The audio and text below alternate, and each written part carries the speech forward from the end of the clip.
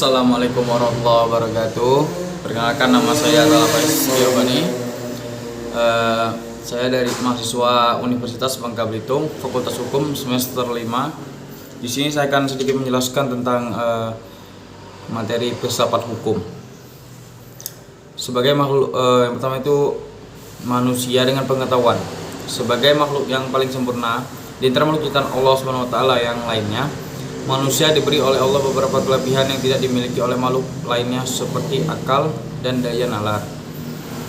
Kemampuan manusia untuk berpikir dan bernalar itu karena manusia mempunyai otaknya sebagai daya untuk berpikir. Jadi kita ini manusia itu mempunyai daya pikir di otak. Di dalam Islam, orang-orang yang berilmu dan beriman akan mendapatkan martabat yang tinggi di sisi Allah Subhanahu wa taala. Dalam Islam juga menuntut ilmu hukumnya wajib sehingga dapat menyebarluaskan ilmu tersebut. Pengelolaan sumber daya alam juga harus diiringi dengan ilmu pengetahuan yang memadai untuk pemanfaatan yang benar dan sebagai pengelolaan bumi yang baik. Manusia mendapatkan ilmu pengetahuannya dari pengalaman-pengalaman yang didapatkannya, logika yang dimiliki. Dari pengalaman-pengalaman tersebut, manusia terus mengolahnya dengan cara berpikir. Kemampuan manusia dalam mengembangkan pengetahuannya tidak lepas dari kemampuan bernalar. Manusia mampu mengembangkan pengetahuannya secara sungguh-sungguh. Bintang juga mempunyai ilmu pengetahuan, akal. Namun, pengetahuan itu terbatas hanya untuk kelangsungan hidupnya saja. Manusia mengembangkan pengetahuannya bukan sekedar untuk kelangsungan hidupnya, melainkan dengan memikirkan hal-hal yang baru. Manusia berpikir karena memiliki akal. Manusia memiliki kemampuan yang membuat dan mengambil keputusan terletak pada kemampuan manusia untuk berpikir dan bernalar. Sedangkan kemampuan berpikir dan bernalar itu dikarenakan manusia memiliki susunan otak yang paling sederhana dibandingkan dengan otak berbagai jenis makhluk hidup lainnya. Berpikir merupakan proses pengumpulan pengetahuan yang dikumpulkan melalui akalnya disusun menjadi suatu bentuk yang berpola. Tenaga berpikir. Manusia berkesempatan mendapatkan pendidikan yang akhirnya terbentuk manusia yang cerdas sehingga dapat bermasyarakat dengan baik. Tanpa berpikir, manusia tidak mampu mengumpulkan pengetahuan untuk mengelola bumi dan pengetahuan untuk mengelola bumi dan memanfaatkan sumber daya alam yang ada. Selanjutnya ada tentang filsafat barat. Nah, filsafat barat tidak lepas dari filsafat historis atau sejarah. Awal mula filsafat barat adalah keinginan yang mengarah pada pemikiran peradaban barat. Filsafat barat dibagi menjadi 4 periode. Yang pertama itu ada periode Yunani 600 sebelum Masehi sampai 400 Masehi.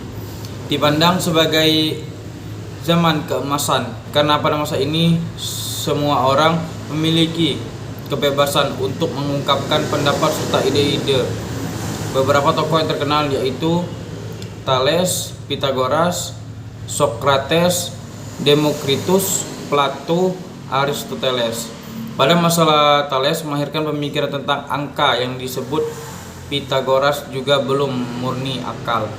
Indikatornya bahwa dipengaruhi kepercayaan dan dalam berfilsafat.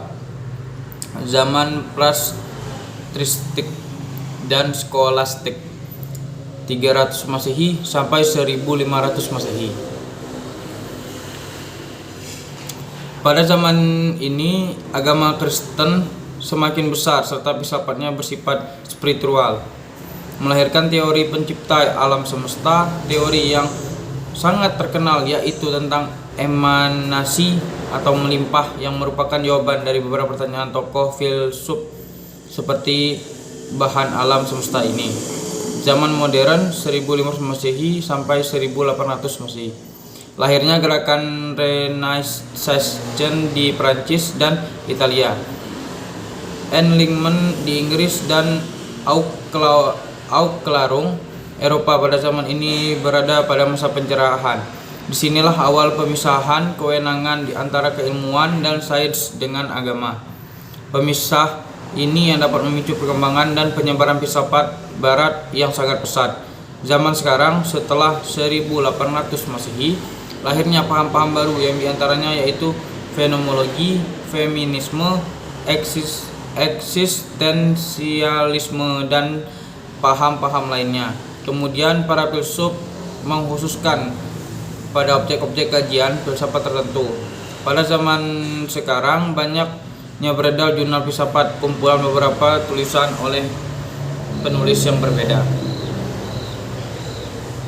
Selanjutnya, filsafat Timur merupakan sebutan bagi pemikiran filosofis yang berasal dari dunia timur atau Asia, seperti filsafat Tiongkok, filsafat India, filsafat Jepang, filsafat Islam, filsafat Buddhisme, dan lain sebagainya. Masing-masing jenis filsafat merupakan suatu sistem pemikiran yang luas dan plural. Misalnya filsafat India dapat dibagi menjadi filsafat Hindu dan filsafat Buddhisme, sedangkan filsafat Tiongkok dapat terbagi menjadi Konfusianisme dan Taoisme. Belum lagi banyak yang terjadi pertemuan dan percampuran antara sistem filsafat yang satu dengan yang lainnya. Misalnya Buddhisme berakar dari Hinduisme, namun kemudian menjadi lebih berpengaruh di Tiongkok ketimbang di India. Di sisi lain, filsafat Islam malah lebih banyak bertemu dengan filsafat Barat. Akan tetapi, secara umum dikenal 4 jenis filsafat Timur yang terkenal dengan sebutan 4 tradisi besar, yaitu Hinduisme, Buddhisme, Taoisme, dan Konfusianisme.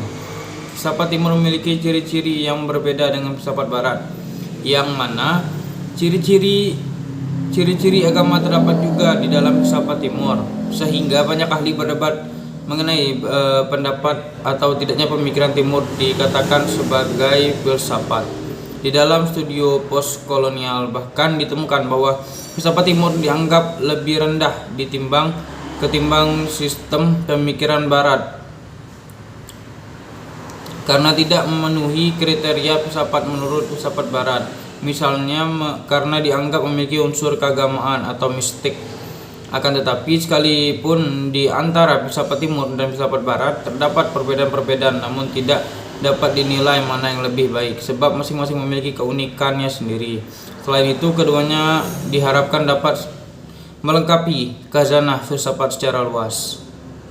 Nah, selanjutnya itu ada filsafat Islam. Secara historis, perkembangan filsafat Islam dapat dikatakan dimulai oleh pengaruh kebudayaan Helenis yang terjadi akibat bertemunya kebudayaan Timur Persia dan kebudayaan Barat Yunani. Pengaruh ini dimulai ketika Iskandar Agung, Alexander the Great, yang merupakan salah satu murid dari Aristoteles, berhasil menduduki wilayah Persia pada 331 sebelum Masehi. Alkulturasi kebudayaan ini mengakibatkan munculnya benih-benih kajian filsafat dalam masyarakat Muslim. Di kemudian hari, penerjemahan literatur keilmuan dan Yunani dan budaya lainnya ke dalam bahasa Arab secara besar-besaran di era Bani Abbasiyah 750 sampai 1250-an Masehi dapat dikatakan memberi pengaruh terbesar terhadap kemunculan dan perkembangan kajian filsafat Islam klasik. Peristiwa tersebut kemudian menjadi periode ini sebagai zaman keemasan dan peradaban Islam, sekaligus menunjukkan keterbukaan umat Muslim terhadap berbagai pandangan yang berkembang saat itu, baik dari penganut keyakinan monoteis lainnya seperti kaum Yahudi yang mendapat posisi penting saat itu di negeri-negeri Islam, hingga kaum pagan yang terlihat dari ketertarikan umat Muslim terhadap literatur bangsa Yunani kuno yang mana sering diidentikan dengan ritual-ritual paganisme. Keterbukaan dan ketertarikan umat Islam terhadap literatur ilmu pengetahuan dari budaya terhadap perkembangan filsafat dan ilmu pengetahuan, terutama terhadap perkembangan filsafat dan ilmu pengetahuan yang kemudian hari berkembang lebih lanjut pada abad pencerahan di Eropa.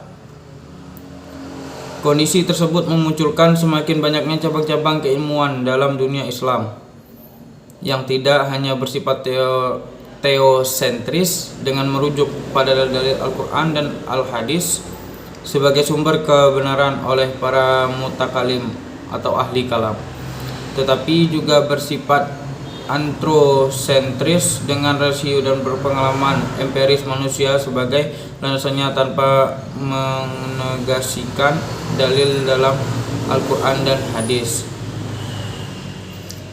Dalam periode ini dunia Islam menghasilkan banyak filsuf, teolog sekaligus ilmuwan ternama seperti Ibnu Sina, Al-Farabi, Al-Kindi, Al-Ghazali, dan Ibnu Rashid.